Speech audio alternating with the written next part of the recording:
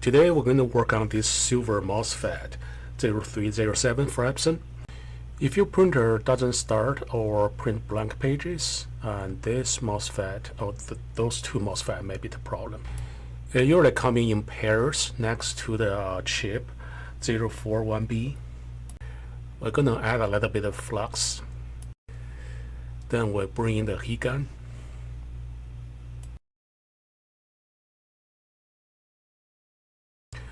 Once the chip is loosened, and we can get the chip removed.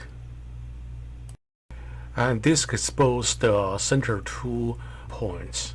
So we can see the right one have a test point here, and the left one you can test here. And outside the 4 points, they are just drain, though they are the same connection. And clean it up with sour wick.